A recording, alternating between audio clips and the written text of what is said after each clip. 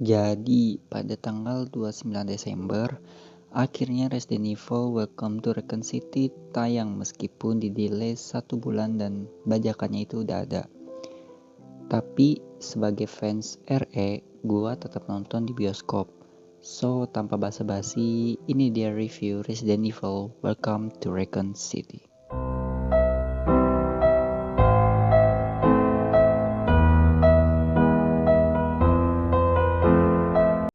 Jadi pertama-tama gue minta maaf kalau reviewnya ini baru keluar sekarang, padahal filmnya udah tayang tahun lalu. Karena beberapa kesibukan dan hal sebagainya baru bisa gue edit dan upload sekarang.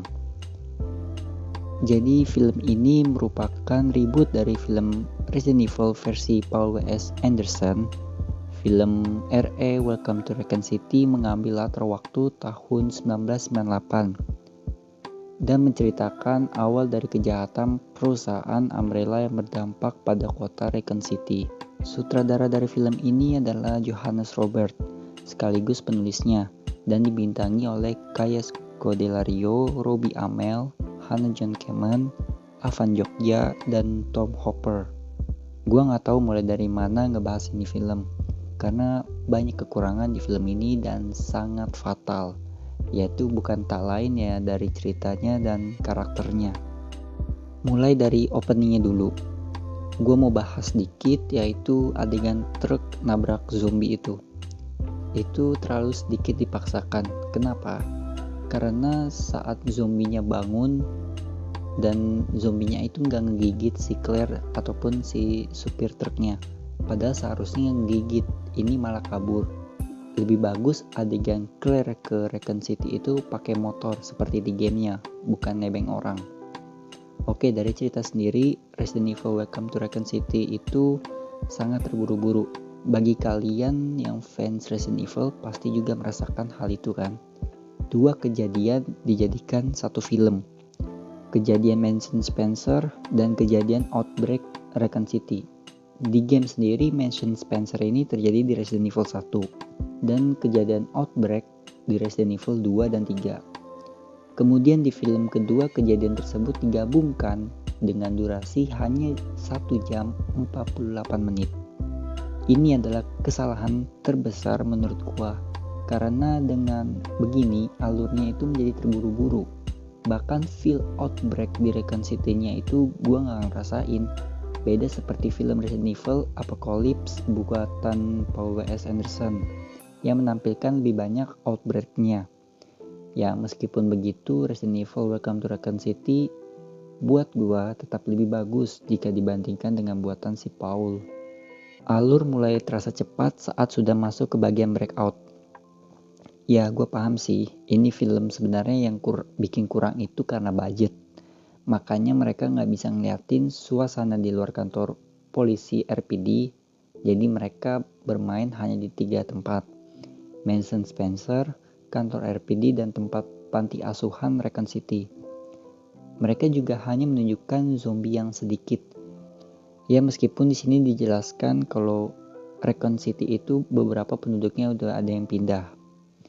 Tapi menurut gua ini ya masih sedikit lah zombinya untuk setting di Raccoon City. Kemudian cerita misterinya juga gua kurang merasakan. Begitu juga dengan teka-tekinya di sepanjang film itu gak ada sama sekali. Padahal ciri khas Resident Evil itu adalah horor dan teka-teki. Gak perlu banyak, setidaknya ya adalah. Lalu pembagian cerita juga bikin bingung fokusnya itu kemana. Ini lagi karena dua kejadian jadiin satu film, sehingga fokusnya bikin bingung mau ke Mansion Spencer atau Raccoon City. Dan juga membuat gue sedikit mendapatkan feel dari cerita ini karena alurnya itu pindah-pindah dan cepat. Bagusnya film ini bener-bener hampir akurat dengan gamenya. Hampir ya, bukan berarti yang gak akurat itu jelek. Hal yang wajar lah, adaptasi di game dijadikan film ada yang berbeda, dan buat gue itu gak masalah.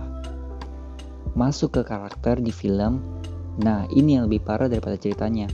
Karakter Leon dan Jill tidak mencerminkan karakter di game. Gue di sini nggak terlalu mempermasalahkan fisiknya mereka berdua.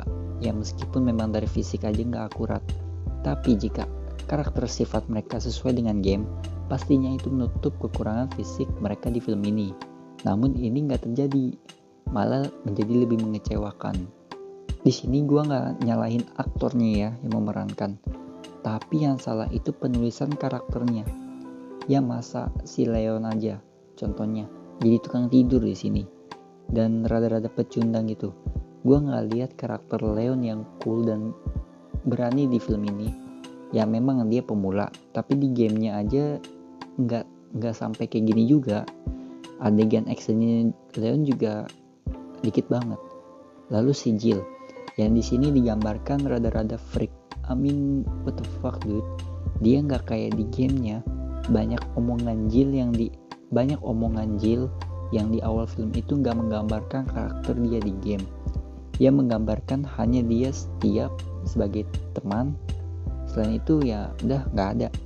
Intinya penulisan karakter mereka berdua ini di sini hancur. Tapi acting mereka ya masih bagus, gua akui. Hanya penulisannya aja yang kacau. The good thing is, gak semuanya jelek. Chris dan Claire patut diapresiasi, terutama Chris. Karena di sini Robbie Amell itu benar-benar menggambarkan Chris di game Resident Evil. Ya meskipun ada yang berbeda ya. Kayak si Chris di sini agak bego di awal karena nggak percaya Umbrella itu jahat. Tapi oke lah, nggak apa-apa. Dan untuk Claire sendiri, gue juga suka karakternya yang diperankan oleh Kaya Scodelario. Meskipun dari segi penampilan kurang ikat rambut ponytailnya ya, tapi overall mereka berdua di sini bagus penulisan karakternya. Kemudian si Wesker di sini agak berbeda dari gamenya, dan itu sebenarnya ngebuat jadi jelek. Yang mana di sini dia nggak sepowerful di gamenya, sepowerful dalam arti kekuasaan. Di sini cuma nunjukin dia itu cuma mau duit doang. Apalagi di sini kelihatan banget kalau dia ini nggak punya kekuasaan. Terlihat jelas banget di post credit, Ede Wong itu punya kekuasaan di atas Wesker. Intinya, acting dari pemain di film ini bagus. Terlepas Leon dan Jill-nya, penulisannya itu karakternya hancur. Kemudian sinematografinya sendiri gua oke lah buat gua. Tapi ada satu yang berbeda dari film zombie yang lain, yaitu adegan Chris nyalain korek dan di depannya ada zombie. Nah ini kan koreknya kan mati hidup ya. Perlahan-lahan zombinya maju ke Chris, dan pas hidup lagi nggak taunya di belakang zombinya. Nah ini kayak jadi film horor setan, bukan zombie. Padahal mana ada zombie muter dulu baru gigit orang. Adegan favorit gue di sini yaitu saat Chris terpojok dengan zombie dan nggak punya cahaya. Itu feel tegangnya keren sih dapet. Meskipun jadinya kurang susah lihat pergerakannya si Chris. Untuk musiknya sendiri gue oke lah, tapi ada beberapa adegan yang feelnya sebenarnya itu agak seram dan tegang, tapi musiknya itu ngebikin jadi nggak bikin tegang jadinya. Saat adegan yang Chief Iron itu mau keluar dari Raccoon City dan orang-orang ditembakin, nah itu kan horornya nggak dapet karena musiknya aja nggak horor. Jadi yang terakhir yang paling what the fuck itu endingnya sih. Endingnya itu cuman Chris dan kawan-kawan keluar dari terowongan tanpa ada sepatah kata apapun. Ini menurut gua penulis dan sutradaranya udah bingung endingnya mau kayak gimana. Belum lagi monster William Birkinnya itu gampang banget dikalahin, cuman satu basoka doang udah langsung klimaksnya rada-rada kurang banget.